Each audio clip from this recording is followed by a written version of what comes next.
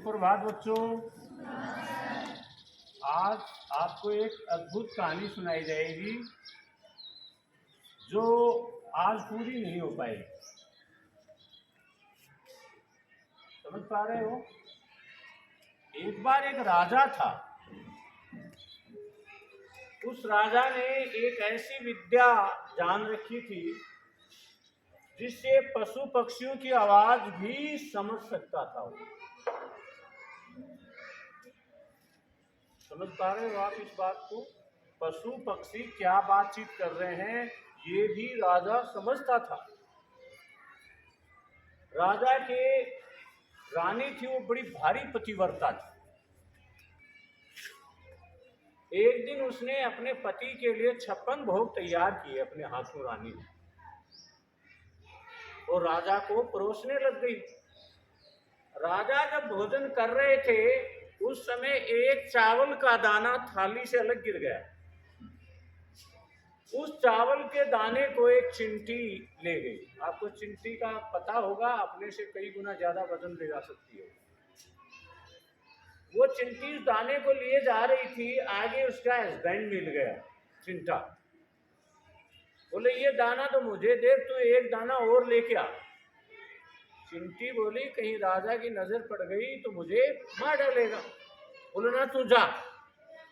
तो पति के कहने पर वो चिंटी वापस चल पड़ी, लेकिन आधी दूरी जाने के बाद डर के कारण फिर वापस आ गई और आकर के चिंटे से बोली मैं नहीं जाऊंगी, राजा मुझे मार डालेगा। लेकिन फिर उसने समझाया, बोले नहीं मारेगा, तू जा। अब वो वहां गई, दाना लेकर के जब वो वापस लौटी तो राजा को हंसी आ गई। जोर से ठाका मार के हंसा राजा। इधर क्या हुआ, राजा को भी पता था और चिंटे को भी पता था। चिंटे ने चिंटी को बताया कि अगर ये हंसी का कारण राजा अपनी पत्नी को बता देगा, ये पत्थर का हो जाएगा। लिहाजा रसोई से बाहर निकल रही थी रानी, तो जब राजा जोर से हंसे तो उसका कारण पूछा। बोले आपको इतनी जोरदार हंसी कैसे आई, मुझे बताओ। अब राजा बोला ऐसी आगे कोई बात नहीं है खास। बोला ऐसी आगे कोई बात नहीं है खास। लेकिन जिसका भेजा घूम जाता है ना, जो जिद करता है, वो बहुत खतरनाक होता है।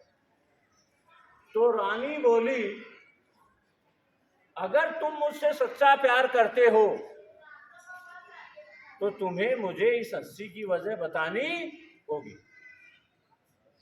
अब राजा परेशान हो गया। अगर वो बात बता दे, हंसी की वजह बता दे, तो राजा पत्थर का हो जाए, और नहीं बताए तो रानी ने जो दावा किया था इसका मतलब सच्चा प्रेम नहीं करते आप। अब जिद कर ली तो राजा बग्घी में सवार हो गया रानी के साथ। बोलो चलो जंगल में, मैं तुम्हें ये बताऊंगा। जाने लग गए। ज्यों ज्यों बात बताने लगा राजा, पांवों की तरफ से पत्थर का होने लग गया। अब जब अंतिम बात बताई तो पूरी तरह से राजा पत्थर का हो गया। रानी ने उनको हिलाया डुलाया, वो तो पत्थर के हो चुके थे। रानी बड़ा विलाप करने लग गई, अब मेरा क्या होगा, मेरा तो सब कुछ लूट गया। ये बातें एक मोर और मोरनी सुन रहे थे। मोर मोरनी एकांत में रहा करते थे, बड़े सुखपूर्वक रहते थे। मोरनी ने एक दिन जिद कर ली, बोले अपना जो समाज है, बहुत सारे जहां मोर रहते हो वहां चलेंगे। अरे बोले हम यही ठीक है, तो इनको पंगा हो जाएगा। लेकिन उसने जिद कर ली। तो इधर मोरनी अपने पति को लेकर के उसी शहर में आ गई जिस शहर में राजा था, और जिस जंगल में राजा पत्थर का हुआ था वही मोर और मोरनी दोनों थे। अब बहुत विलाप करने लग गई। तो मोर मोरनी ने सोचा कि बेचारी इतनी दुखियारी है, इसकी क्यों ना हम कुछ मदद करें।